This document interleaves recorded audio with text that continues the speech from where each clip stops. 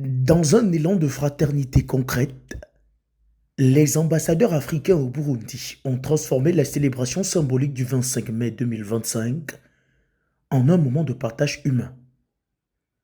Loin des réceptions protocolaires, ils ont choisi de passer cette journée mondiale de l'Afrique au camp de Mousséni, serrant les mains des réfugiés congolais et écoutant leurs récits déchirants. Une manière forte d'incarner l'idéal panafricain là où il prend tout son sens, auprès des plus vulnérables. Menée sous l'égide de l'Union africaine et du gouvernement burundais, la délégation était composée de représentants de plusieurs pays et organisations régionales, les ambassadeurs de la République démocratique du Congo, de l'Égypte, de l'Algérie, le haut représentant de l'Union africaine dans les Grands Lacs, les chargés d'affaires du Maroc et du Nigeria, autres représentations, l'Ouganda, le Kenya et la Tanzanie qui se sont fait représenter, mais aussi des organisations régionales telles que la Conférence internationale sur la région des Grands Lacs et le CERDOTOLA, accompagnés du secrétaire permanent des Affaires étrangères du Burundi, Ferdinand Bashikako. Le groupe a apporté une aide humanitaire pour soulager, ne serait-ce que temporairement, les conditions de vie difficiles des réfugiés.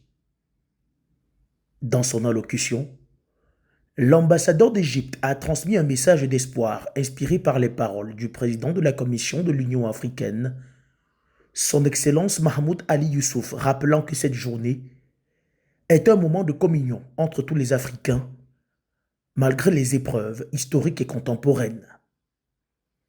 Il a également évoqué le thème continental 2025, justice pour les Africains et les personnes d'ascendance africaine par le biais de réparation, soulignant la nécessité de réparer les crimes de l'esclavage et de la colonisation, tout en appelant à un avenir meilleur porté par la jeunesse africaine, conformément à l'agenda 2063 de l'Union africaine.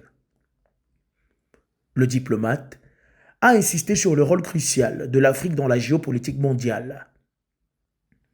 Notre continent dispose de tous les atouts, une population jeune, des terres fertiles, des ressources minières et une énergie renouvelable abondante.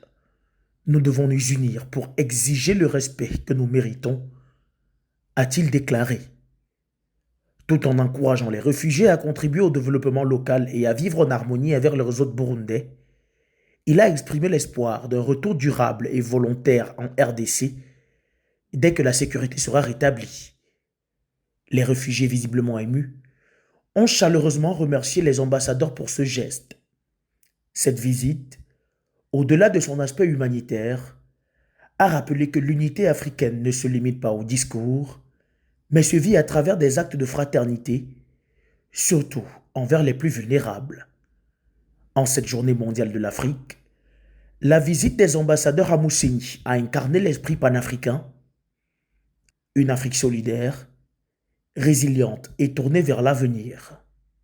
Malgré les crises, le continent continue de se battre pour la dignité de ses enfants, où qu'ils soient. L'Afrique que nous voulons est possible, croyez en vous, car demain sera meilleur qu'aujourd'hui, a conclu l'ambassadeur, laissant derrière lui non seulement des dons, mais aussi une lueur d'espoir renouvelée.